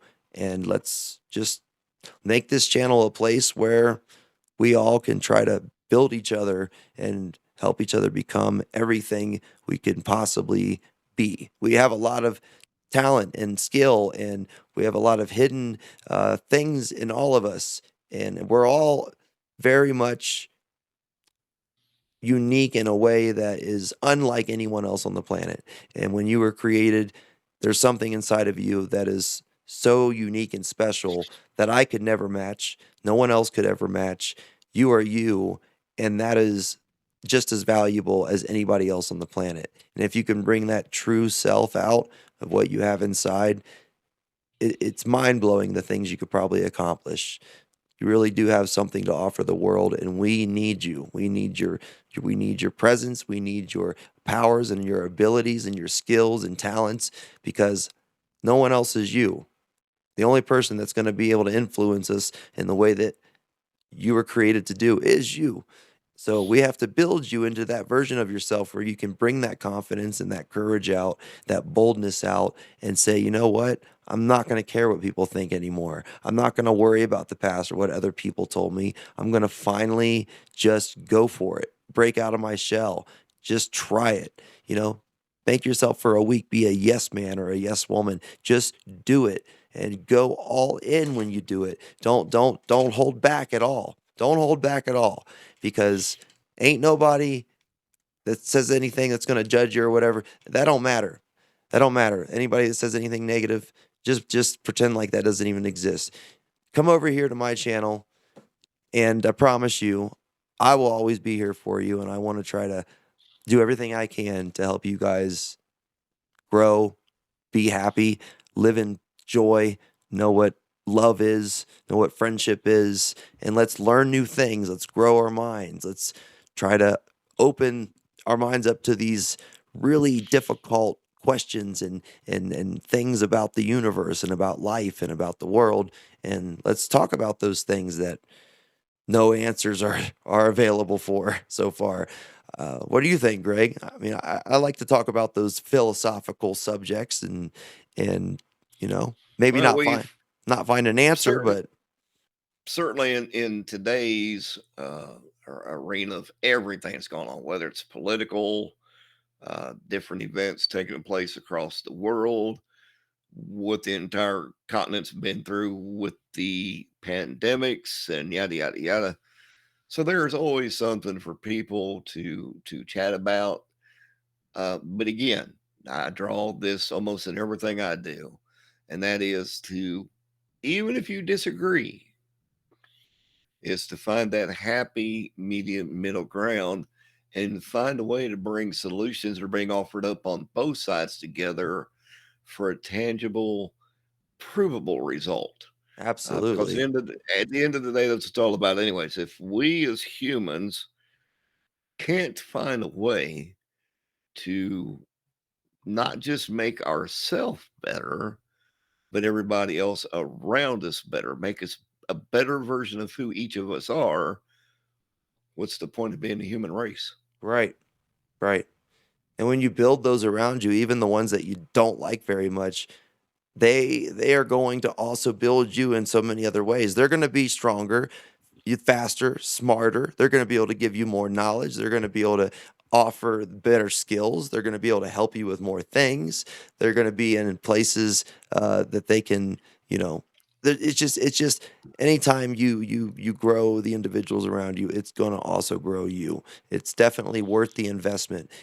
Some people just like they forget about trying to say something, just a few sentences to somebody to maybe help encourage or inspire them or build them up because they're too busy or they got too much going on or they have something that they were mad about from the past, but instead they just think, oh, I'm not going to worry about that. I'm not going to call them on the phone and try to, you know, build them up at all because I'm mad about what happened a year ago or whatever. If you think you're mad, and here's something that's key. If you think you're mad at someone or something, I would ask that you put that off of your mind for 2 hours. Go focus on something else. Take whatever it is you're upset or mad about completely out of the equation. Go focus on something else. Then come back after 2 hours and revisit that. Chances are you weren't as mad as you thought you were. Yeah, you may have been in the moment, if you will, upset, but you're not truly as mad. And the problem is so many people respond to other people in that first instance of mad Hmm. Yeah. rather than step away, regroup yourself, give yourself a little breathing room, give the other person some breathing room, excuse me, and then come back into it. Chances are both parties can find something to agree about and find a way to remedy their I'm not as mad as I thought I was kind of moment. You But can again, you can at least try you to gotta understand want it. each other, you know? You at Yeah. least understand You each gotta want it. other. Yeah. But I mean, And that's the key thing. who really has the courage to actually come back and sit down and actually try to, get on the same page or at least Here's understand the one another. here's the toughest thing, and it applies to every one of us. And if you think life's been challenging, here's the hardest thing you ever do in life. That is truly developing the ability to admit when you are wrong Yes. and how to say, I'm sorry. Oh, yeah. I was wrong. I was wrong. Will you forgive me? Because, It's huge. while that might go on in your brain pan, it's not coming out of your mouth, but it's essential for that other person to be able to hear that of you acknowledging, I was wrong. Please forgive me. And can we continue our relationship, friendship, whatever it may be? If more people would take that approach, there'd be a lot more happier people in this world, I promise Why you. do you think so many people struggle with they just cannot do that? When it's blatantly obvious that they know or the facts come out and it's right in front of their face and they still cannot say, "I do apologize. I was wrong and It's not I that treated you wrongly," and it's not that they can't, it's that they choose not to. Is more times often the situation than not. Is they've made that a personal choice not to get to that level. But who are you really hurting at the end of the day? Granted, yourself. yes, granted, yes, it may inflict a little of emotional hurt on the person you're upset with.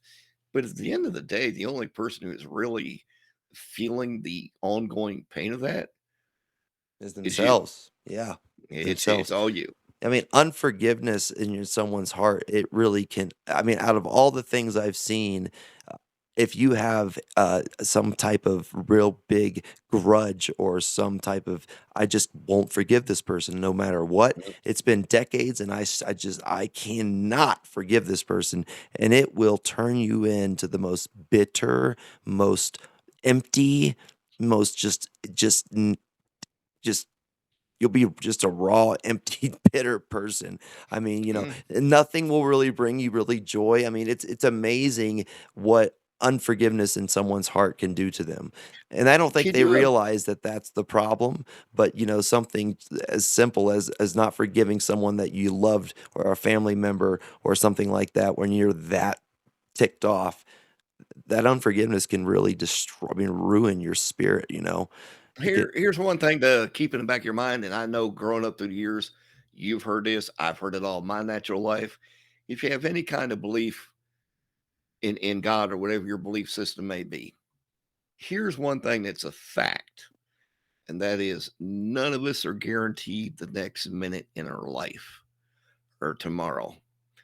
Is that really the way you would want your life to end, with that kind of unsettled bitterness and resentment? Because if you do, I can promise you this, you're not having any joy in your life. no. You don't even know how to have fun, how to laugh at yourself. And that's the other thing. People have got to learn how to laugh at their own silly mistakes Yes. and things that go, because if you can't do that, and again, that falls into the being able to acknowledge I was wrong.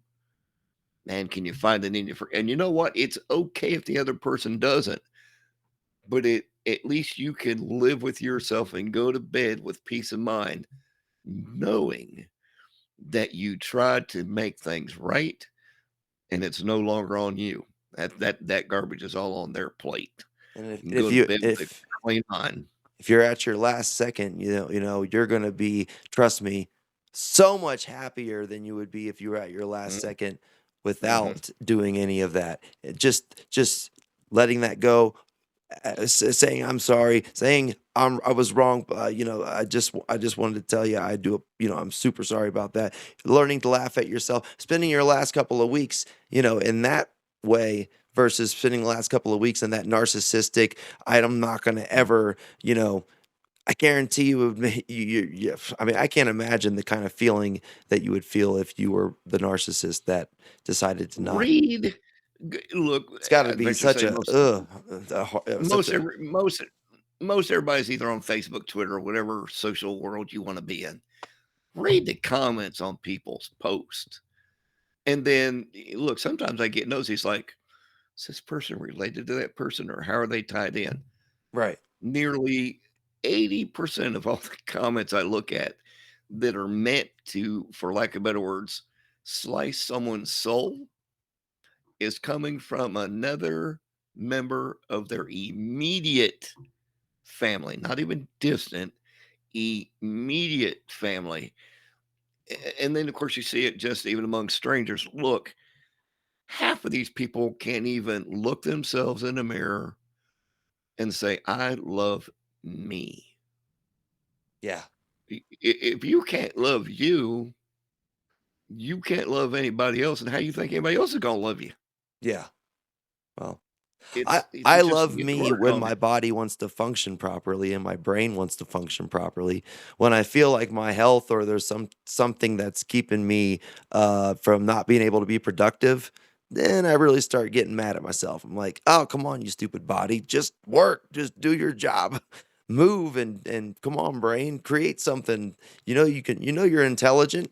It's just like some days I feel like I can speak super fluently and everything comes to my head so fast and I can create and I can write and I can sing. But then the next day I'm super tired, groggy, can't Mhm. think clearly. My brain feels like a bowl of pudding. And that's when I'm just like, how do I stay consistently creating when my brain's a bowl of pudding every other day? It is getting better. It is getting better. I just like what we were just talking about though. People need to learn to try to make something, create something, try to do something and be willing for it to suck. And then be willing to be able to laugh at yourself because okay, whatever. I still put it out there though. Be willing to let everybody make fun of it and stuff. And then be like, "You know what? I still created something and I'm proud of myself, you know? I'm still going to keep throwing crappy art out there and whether y'all like it or not, I'm going to keep trying until I'm gonna find my thing. Maybe painting ain't your thing. Maybe video content ain't your thing. Maybe you can play an instrument. There's something else you want to do other than probably going to the job that maybe you have Mhm. right now. All I'm saying is we have one life to live. The world's getting I kind of crazy. Who knows what the heck's gonna happen? And we know in the next 10 to 20 years. I think it's time to live our lives the way we've always wanted to and go for what we really want, despite what 18 everybody years ago, says. absolutely 18 years ago, when I got into website design development, I'd slap a site together for 200 bucks. Maybe it looked good, maybe it was mediocre. 18 years later, I command 40, 50, $60,000 projects. Woo! But that's over time learning my trade and how to determine, what's going to best suit a customer or client needs. That's with anything you do in life. It's about refining your trade. Anybody Exactly. that's a craftsman, whether you're an electrician, mechanic, whatever, the better you get at your skill sets and the more tools you have in the bag, the more money you can command for the services you render. But it's not going to jump in your wallet overnight. That comes with time, that comes with consistency and being you put in the time. I know plenty of you out there have heard people say, "Man, you've got to put in your time." There could Yeah. be no truer statement to that. You got to take a little bit of bumps along the way. Offer Ain't your gonna be services for free at first. Offer your services for absolutely. free for a review. It's an easy way to get reviews. It's an easy way to build your portfolio. Yep. Then, as you start to get better and have maybe paying clients, you know, if you have a business, you need to have a Google My Business listing. Oh, You for need to sure. have what's called social proof because Yes. when people start leaving them reviews on that, you have it tied to your website, your social media platforms, It looks yada, yada, legit. yada. It's legit. Very much so. Yeah. Very much And so. it's not And that people hard can to tell that. it would take you what, 3, 4 hours to make those 3 things real quick? I mean, to at least make the Well, basics to make the basics. if you're doing, a website, if you're just doing a one page knockoff, to get some basic information out there, Well, I'm talking about like depends on your skill sets. The Google ad, the Facebook business page, it only takes you a few hours to make real quick And to at least two get it couple up. 2 hours. Yeah. That's providing you have the ability to create your own graphics yourself and have an understanding of the sizes, dimensions for each of those platforms. Right. If you don't, get on Fiverr. You can find people all day long to create you a custom logo, graphic, whatever for your brain thought of what you want to do, but they know what size to use. 50, $70, you might get a set of full graphics. I use Um, Canva, the app called Canva. yeah, You can pay a small little fee to get rid of, the ads and get a lot more stuff, yeah. but the Canva's got, like, tons of different stuff to make And logos with. they've already got them set in their preset for like your different social media networks, whether it's Facebook, YouTube, Instagram, Twitter, pre-made sizes that are going to work for the type of imagery you're wanting to present on those platforms. So yeah, it is an awesome tool, and I've sent a lot of people over to Canva. But like, if you don't have the artistic skill set, whether it be Photoshop or Adobe Illustrator, what have you, to do some high end graphics, go to Canva. If you don't want to mess with it, hire it out. I Yeah. can buy $10 logos all day long on Fiverr. Right. Absolutely. Yeah, or WordPress.com, you can build a website with, just click and drag, and it'll pretty much take you through the steps, one by one. But that's a very basic, if you want to actually do a good, really good website that maybe has a little bit of uniqueness to it, you could hire somebody like Greg here, and he could build a website for you.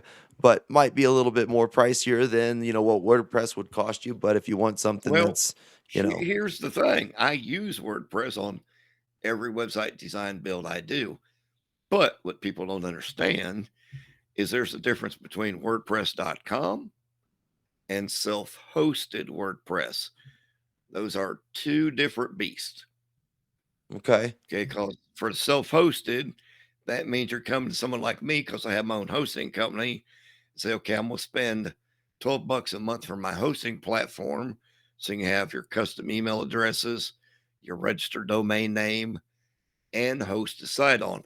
Then I can grow your site design to whatever needs you have. So whether it's e-commerce, online learning platforms, to be able, like, if you want to be an instructor on how to okay. do stuff like this, you can create your own course, Yeah. host that on your own website, charge people money to be able to go through the course. There are people who Yes. do that all day long and twice on Sundays.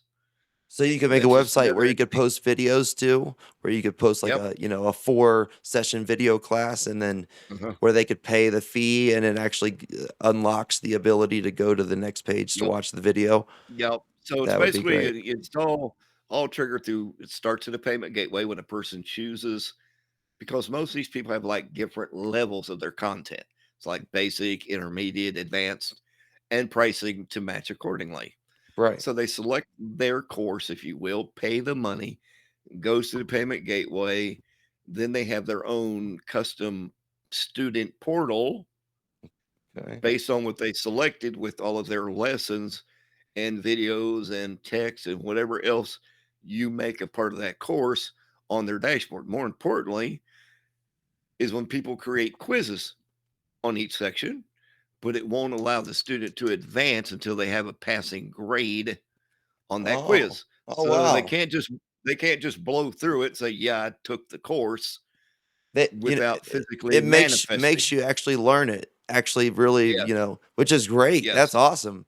That is awesome. Even though the person might be If like, "Daggone it, I don't want to do this again," but hey, we're trying Mhm. to help you retain this information so that Well, you can. exactly what it does, especially if you're putting like training videos in there. So let's say they've watched it and done some little interactivities, whatever. Take the quiz and they don't pass it. No big deal. Right. But then it forces them back to go watch the video again Yeah. Yeah. and then come back down. It's not like if you fail, you can't do you can do the quiz unlimited times, Absolutely. Yeah. but it does stop them from, skipping through different parts of your course or whatever, and limits them to what they can see until they've got that passing, whatever you deem as passing, to be able to proceed to the. I mean, whatever you think you can do online, I have the ability to create, and whether you want it to be at the university level, Have you a thought about private making level, courses? Maybe you should make a little um, some courses, or I could help you more out. more than I want to get into. Although I've helped plenty of people on video chats and sharing my screen and walking them through how to do things. A little bit more than I want to get into, just because I want to focus more on the client end and the agency, because I do so much else, like search engine optimization and helping folks with their social media marketing, getting their presence known, getting found in Google, Google Maps, and of course now with things like Alexa, Siri, different little tools like that. Yeah. Uh, Now you can actually get websites and entities listed on those as well. It's a little bit Okay. more. complex because it requires a special API and a webhook to make that all intermingle between your website and the speaking devices. But I mean, just in today's world, if you want to do something online, if there isn't a platform, we can make a platform. Okay. It, yeah, I mean, just what do you want? Really? How, yeah, I was thinking about, I would like, yeah, I was talking about earlier about with Passion Prime Philosophy, the logo was Trippease, Trippeez, as in triple P words, triple P's, Trippease. And I wanted to make the collective idea where maybe in the future we can make something like Facebook where the collective members that have signed the signature, they got to actually physically sign a contract that they're joining the collective, which is basically just saying, I'm in the family where basically I will always be there for you, 100% in the family, never going to leave the family, never going to betray you. I can punch you in the face, but I'll still love you, kind of thing. Like just there's I more to it, created a but like a I Facebook page created for a the collective. I created a website for a church who wanted to have a community much like Facebook, but private to their website Hmm. and for their church community. They have 75,000 people that are in that community. It acts, looks, interacts exactly like Facebook does. You can do picture and video and text Er- and everything.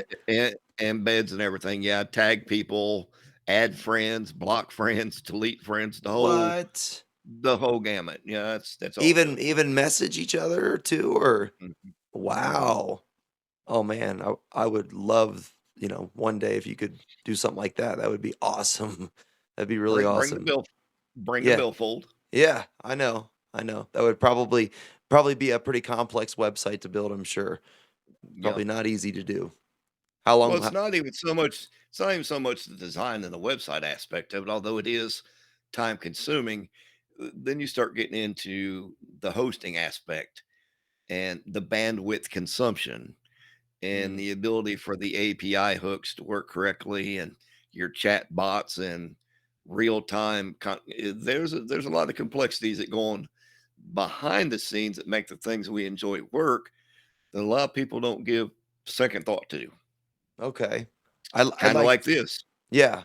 I'd like to make it like a membership, like a membership, maybe Mhm. like a very small fee or something like that. I mean, I've done a lot of sites for communities around here like that. Like they have tiered memberships. Like if you subscribe to my baseline tier, that's $5.99 a month, you get access to this.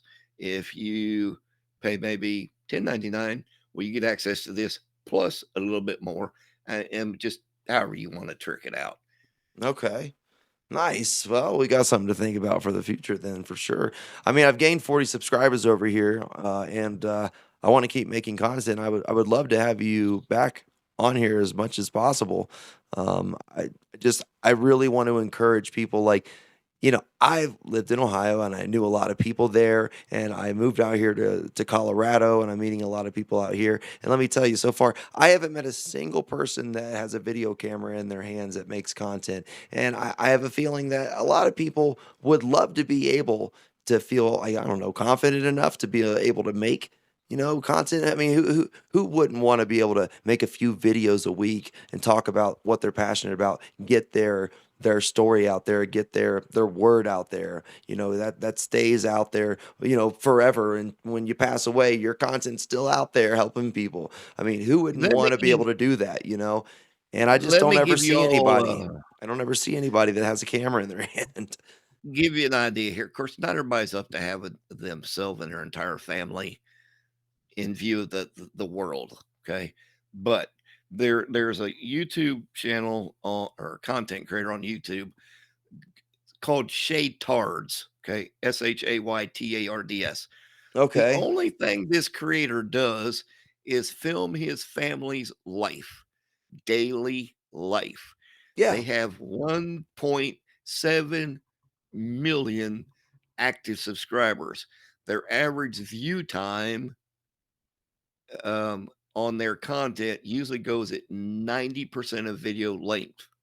Wow. Their income from this channel is it $1.4 million annually. Wow. Wow. And they has no And cr this there's no n creativity involved in this at all. You don't need to think no, about anything. Just no. walk around and live life. He's walking around with his, whatever camera he's using or phone, shooting a video, doing a little tweaking and editing, uploading it to YouTube, okay? And there are plenty others out there just like that. Yeah. I Super mean, I simple. got a guy He's that's not telling jokes or anything, right? He's no, no, just taking out the mm-mm. trash, doing the dishes, Yeah, wiping the yeah. table off, eating I got a dinner. gentleman I follow that, again, is big into the bus or RV family. I just like the build of these things and watching the quality, Oh, but yeah. he does nothing more than like a walk around tour of it, the Yep. features of it, the insides, maybe catch him on a test drive of one. Yeah. And it's pretty much the same thing in every video, but because every bus is different, or Mhm. maybe he's in a different location, or maybe meeting the artist who's responsible for the paint scheme on the bus. I mean, that's just my little cup of tea. It's what I do to Yeah. relax before I go to bed. And he's not buying these buses. He's just asking, "Hey, you mind if I just take a quick little video tour around and just look around?" Well, he owns one himself, Right. but no, he's not buying the ones he's doing, and he Yeah. has a good working relationship for people like Newell Coach or Prevo or Marathon, biggest bus converters in the country. I mean, you see these big multi-million-dollar tour buses going down the roads. Those are the ones to go grab. Yeah. I love watching the tiny home videos. All Yeah, the I all do of as well. the tiny homes are awesome, man. Especially the self-sufficient tiny homes where they, like, Uh-huh. capture the rainwater and, like, don't need Have a anything. have a few cows and maybe a couple chickens, couple pigs. They're Yeah. self-sustaining. I've watched a channel that specialized, like, in Hobbit styled homes Oh, that would be or, awesome. the conservation and there's a big community in Colorado between just south of, Colorado Springs. Okay. That whole community is what they're about, is about those they call them earth homes, is Okay, what they're yeah. called. I would But I mean, I like watching videos like that and how people are self-sufficient on their land and stuff they have around them, and to be able to do something out of the norm, yes, not the everyday same thing, exactly. something that's a little bit more interesting and engaging, and of course, that's just my way to relax at the end of the day. Yeah. People's like, "Oh my god, that's so boring." It's like, "You have no clue I just what it does for my mind, I just to wanna calm my mind." I want to live outside of the box. I want to try things that maybe no other people really try. I don't wanna just follow the same, line of people around in a Mhm. circle and do what everybody else. I mean, I wanna be responsible and I wanna be logical, and I know there's some things that that you need to do that everybody does in order to be a mature person, but at the same time, I wanna try and take risks. I wanna try those weird, freaky things. I wanna see if I like things or if I don't like things, and I really have stopped caring about what people have to think. I'm not trying to ever hurt anyone's feelings or do anything that's rude or gonna hurt anybody or cause any damage, but at the same time, I want to experience my one life in this body at least. I wanna enjoy it and I like weird things, I like to I like weird things, and I like to live my day in a little bit differently than regular people do, and I'm happy with that. So, it'd be great to be able Well to get this channel going and be able to make a few videos a week and then just be able to focus on my own personal life and, walk through the trails and go through the mountains and go biking and fishing, and, I can't wait till spring now that my skin condition has finally improved. I think I'll be able to go outdoors now and get a whole lot of video of the wonderful, beautiful state of Colorado and well, all the here's glad you hit on that, and I don't wanna cut anybody short, but I'll have to go here for too long, but nonetheless, and Sean hit on a valid point here. With this whole pandemic thing and everybody being sequestered in their homes, you know, stay confined, stay where you are, yada, yada, yada. The one most important thing we've taken away from our feel good system is sunshine. People, you have no idea how much sunshine provide your body in the way the feel good juice because you're getting vitamin D from the Yeah. sunlight, and it's a valuable. When you sequester yourself inside the four walls of your home, wherever you may be, you're not getting out as much and yada, yada, yada. Your disposition and your attitude changes dramatically. Yep. I've noticed that. You've got to get out and get some fresh air. I moved here and I was like, because I served tables, right? And everybody was so super friendly and like very, very talkative. And I was like, am I like dead or something? Like, why are people so happy around here? Like, everybody's like, they always wave at you. They're like, you go ahead. No, you go ahead. No, seriously, you go ahead. And they're just super happy, super friendly. But we have maybe one day a week where we have clouds in the sky because we live above, the cloud line, and we also are surrounded by really tall mountains all around us. So usually the weather and the snow passes Salida. We don't get too much rain or snow, but it is just blue skies and sun shining all day until about 5:30 when the sun goes down. And then in the summertime we have sunlight till about 9:15. But But notice how even your opinion, I mean, I'm the same way. When it's a nice sunny day outside and the weather's decent, it's not too hot, it's not too cold.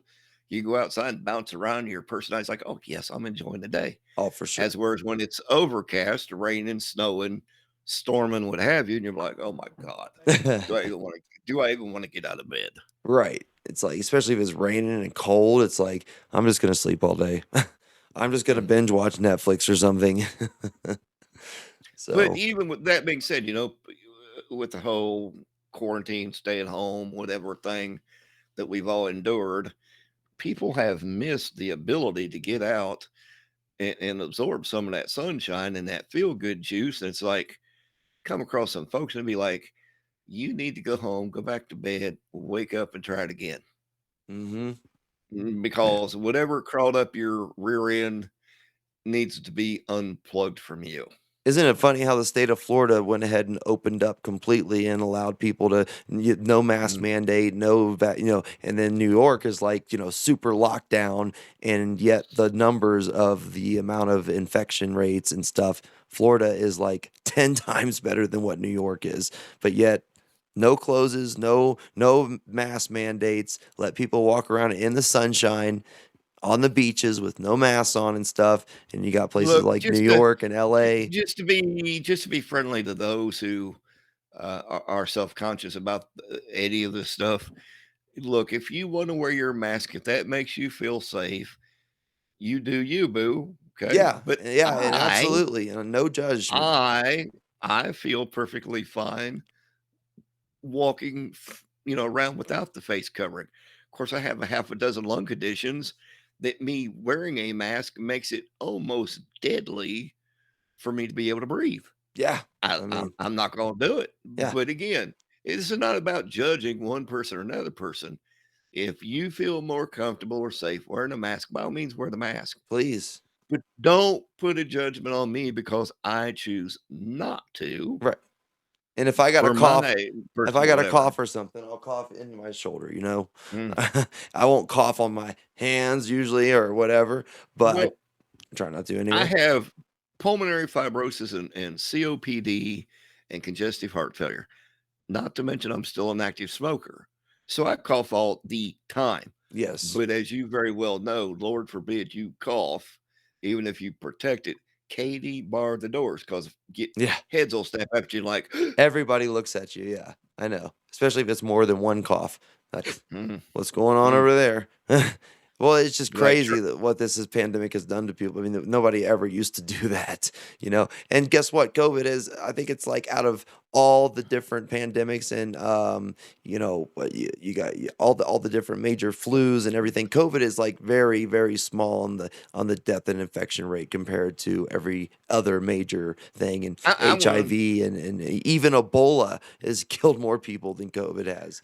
I want to slap a thought on your viewers here. Just it's way off sidetrack here, so forgive me, but just food for thought. Everybody's wigging out about this whole virus situation, and I get it. I know people. We've got people in our I family, I immediate caught it. family, and church that's had it, and we've even had a few that have died from it. I'm not denying its existence, but with everybody wigging out on this thing before the pandemic, how many people were as concerned about whether or not they were protecting themselves when they were having open sex with a half a dozen different people? Right. I mean, HIV's killed about 10 times more people Mm. in the last Mhm. 10 years than COVID has. Just that food for thought thing. It seems like that when we shift from one thing to another as a society globally, everybody wants to dump all that focus on that one thing. Yeah. And I get it because it's kind of slapped in our face from the different visual outlets on our TVs. I understand. But you know what? There's an amazing thing on every TV and remote in today's times. It's called the off button. Or the next channel. Turn the channel. Yeah. Okay. Most TVs are smart TVs. Turn the junk off and stream you some soothing, relaxing music, video stream that's of the jungle, whatever. Just change the channel for God's sake, people. Well, what do you what Get a fresh view. what do you think about last part? What do you think about Sweden doing these microchip implants in their hands and in their arms for their COVID vaccine passports? First country to do it. Seems like a lot of their citizens actually want to do it. Do you think that this is something that is just the beginning of the microchip implants coming over here? Well, it started even before the pandemic. I mean, uh, long before this become popular term or unpopular term, depending on how you look at it, there were employers who were wanting to do microchips as a way to clock in and out or gain access in and out of a facility long before any of this rolled out. Right. Eh, Look, sooner or later it's gonna be an active part in everybody's life. Am I gonna get one slapped in my hand or forehead? Whoop! Right there, folks. Nope. Not happening. Nope. Um, in fact, as far as a What microchip's if they put concerned, all the currency and everything on these microchips and say, "Well, this is the only it's way you not can actually use your money"? could it be done? Maybe 25 years from now. Yeah. I could see that being very real. Do I look for it to being overnight? Probably not so much. I mean, even with the economy of the United States being in the current state of condition it's in, the petrodollar has been the ultimate source of currency for how long now? And while it might seem appealing to some of the younger yuppie crowd, if you will, the whole cryptocurrency and yada yada yada being the cool phase thing, Mhm. it's not going to suddenly overtake what we've traditionally been using for the past, God knows, since they've been printing money. Right. It's just not going to happen because to make that conversion, to find a way to make it safe, insurable, to where people weren't taking any losses of between their monetary now to convert over to it, that too much has got to happen for that to become a 100% in place means of currency. In fact, I've talked to some, in fact, I've done a couple websites that use Bitcoin as Okay. their way they get paid Oh, on the site. okay. So even that can be done. But they found out very quickly how much of a loss they were taking on the things they were selling by utilizing Bitcoin instead of saying using a credit debit card scenario to go through a payment gateway. I mean, they Right. were just taking a beating. Really? Okay. Mm, They thought they were actually gonna gain by using Bitcoin, but instead they actually kinda got screwed yeah, over. Huh. yeah. Well, not only Okay. that, the process of converting that back over to standard currency, it's not a simplified process. And I don't think they have that Right. um, algorithms, if you will, of how that converts Yeah. really Like, mastered out yet. So, yeah. I mean, it's cool. I haven't thought about investing it when I first heard about it. In fact, I was going to invest in Dogecoin at first when it first hit the market. Yeah. I see it as a fad, Have a you heard of passing the fad. farming that you can do, the cryptocurrency farming you can do and stuff? Mhm. So, I mean, it's been around for a little while right now. I mean, it is blowing up, so, I mean, but I don't Some know too areas, much yeah, about it. because but that's no different than the new, like people that are digital artists or do digital music where you can use NFT tags to be able to sell for people to be able to download your products. Yeah. Uh, entertained a couple of websites like that, and I'm just more in line with a credit debit card scenario, cash society. Of course, Yeah, yeah. I can't remember last time I held cash in my hands Oh, really? because, but I mean, 99% of everything I do, I'm using my bank card with. Right, right. Yeah, I mean, I'd rather use who my card too. realistically, and not only that's just an easier way to keep track of, it's incidents online. If you got your banking app, you see it right then. Who uses cash Yeah. money? I'm a server in a restaurant, so I get a lot of cash. I mean, in that environment, mm, but I bet realistically, if you really sat down and looked at it, how much of your tips is cash versus how much was a tip on a card? Oh, usually a lot of What, nights, most of my tips are on cards, and then the register has so to pay me the tips out of the register at the end of the right, night. right. So that's just their method of converting it for an instant payout for you. Yeah, But from the point of a customer convenience, well, man, that's cool. I can pay for my meal. I can tip the young man or young lady, whoever provided my service, without ever having to pull a drop of cash out of your wallet. right. Oh, yeah. Yep. So I recommend sticking with the cards and stuff too. It's just the easiest way to go. But I have PayPal, Venmo, Cash App, Facebook Pay. I have all those things. So I'm trying to figure out how to like maybe make some courses. If I want to put multiple different streams of income somehow. Do something locally and advertise my services around here locally. Do things with the YouTube channel, live stream on Star Maker. I'm trying to figure out multiple different ways. So maybe you can help me do that. We can help the viewers here Use learn how to do that. a Because, QR code. yeah, We all know what they look like. We've all seen them. But let me tell right. you what I found out about these things. For some reason, these things are like a camera magnet Okay. because when people see a QR code plastered somewhere, the first thing they want to do is take the camera on their phone, scan it, and see where it takes them. Okay. Yeah. So Especially if you make it kind of has mysterious, make it like, that's a good well, they're idea.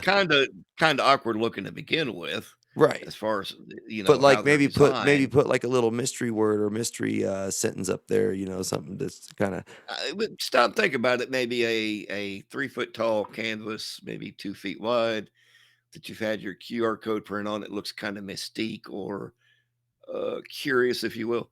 Pff, people like scanning in things like nobody's business. yeah. And then it takes you what? Straight to your website or straight to your channel or something. Heck, well, yeah, wherever you want the QR to go, yes. How do you make the QR codes to go? You know how to do that? You Yeah, you can do it for free on, I think Google offers it, to be able to generate QR codes. And then it can take you to any kind of link or any website. Yep. Yep, you Nice. just put the link that you want associated to your QR code, and of course you, uh, either print out, send out, email out, however you wanna go, and then, of course, again, people scan the code, boop, goes where you want to go. Yeah. Or just like pass out stickers through town or slap some stickers on some telephone poles or something. I'll be magically putting some bumper stickers on people's car Yeah, right. Yep. That sounds like a plan. Yeah, or in the so windshields.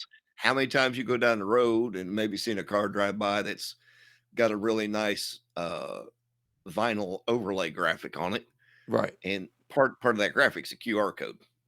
Oh yeah, I've seen a few of them. I've definitely seen a few of them. Built-in advertisement.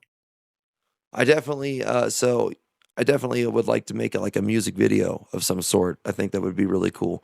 I want to actually, but I think if we do these kind of like podcast episodes with this where we could get another person or two in here? Is that Mhm, possible? Okay. mhm. I need to figure out how to make me bigger though. I don't even know if I can move Well, can I move it? that's that's all on your end, brother. See if it'll let me do anything. Like see. Because right now I've got it set up in grid view on my end to where we're 50-50. Okay. Oh shoot, I just seen it. Oh wow. Okay, hold on a second. I think I just figured out how to what's this do?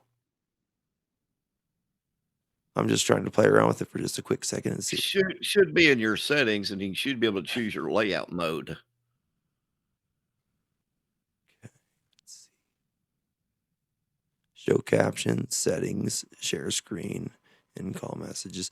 Adjust video for low light, which I don't really need. Live captions, the language of the call.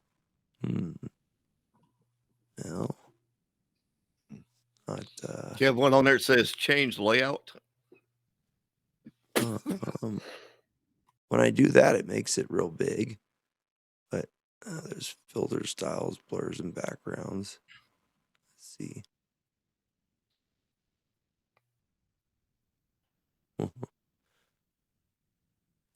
That one's kind of cool. We can do that one. All right, so let's see what happens with this. Well, that just blurs the background out a little bit. How about, no, we don't want to do that.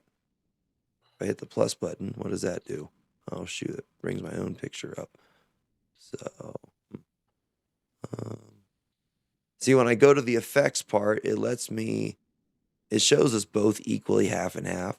But when I'm over here, it for some reason won't let me make my screen bigger. Only when I hit the effect. Oh, yeah, only when I hit the effects will it let me do that. If I hit what happened there? Something just happened there. There we go. I don't know. I'm trying to figure out how to make this bigger. Where we both. There's some dots down Well, here. there's a setting. Yeah, hit on those ellipses down there.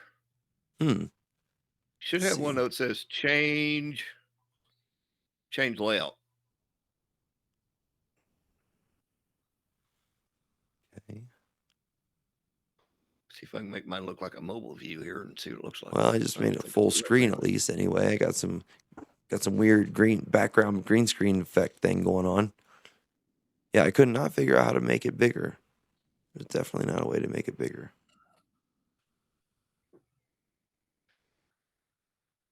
I think we could have up to 50 people at one time. 50 or 15? Yeah. Oh, wow. 50. Well, we got to figure out a way to make our screens like half and half, like how they do on the news and stuff, you know. Mine is half and half, dude. I don't know what's wrong with yours. Really? And you're using Yes. the same exact, because I'm just a little tiny box up here in the top right corner. And I can't move it or anything. I've got like a left-right view of you and me. You're 50% of my screen. I'm the other 50%. Wow, it's so weird. Let me see if I do. If I hit video, that just turns the video off. If I hit this, yeah, it's definitely. I'm just a little tiny. I'm a little tiny screen up in the top right corner like that for some reason. When I first started, that's the way mine was. It was like a little square in the bottom. And then I went into the change layout. And then you have the ability to do like tiled or spotlight sidebar. And then you could choose the amount of tiles to have displayed based on your screen size. Of course, now that functionality may be different on a phone, which almost sounds like it is. If I do pin, I wonder what happened. There we go. Hold on a second. I just hit pin. I'm a little bit bigger now. Okay. Let's see if I hit full screen. Does it have the little stretch icon on your box? No. Like the opposite arrows to make it pop out or blow up? Or nope, it does not. What does that do? Now we're kind of sort of half and half. It's better. It's better right now, but we're still not. If I hit full screen, it takes me is your phone in portrait or landscape? landscape mode. It should be all right then. Yeah. You still on the S21 Ultra? Yep, sure am. I go to full screen mode. Back to that mode. Go to unpin. Do you have Google Meet on your phone, or did it open up in a browser? I can easily get it, no problem. Google Meet. It's free. Okay. It is free, And I think next time we get a chance to do this, if you do that app based, may give you better results on control of the layouts of Okay. what you see on the screen.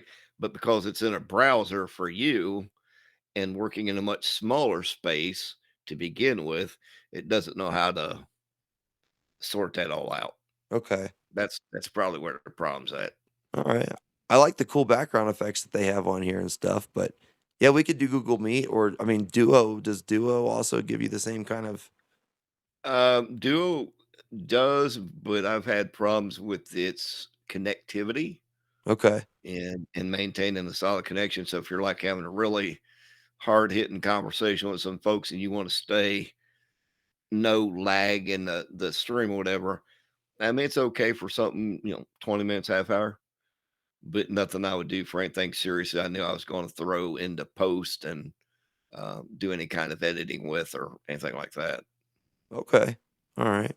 Well, hey, just so you know, any kind of content you do help me create, if you write a script for me one day would be awesome, or just doing stuff like this, or even adding just anything to the video, any kind of monetization in the future that possibly could happen 50-50 all the way down the middle. So I appreciate you being a guest for me. I don't have too many intellectual people that can fluently have a conversation and really apply some good knowledge that I think people will hopefully find valuable. So I really Oh, good being appreciate you. around and hate to tell your folks, but I gotta run. Yeah, we got a I got 2 hour things to long take care of, video but here. he he has got his work cut out for him in the post editing. But folks, it's been real. We'll catch y'all next round.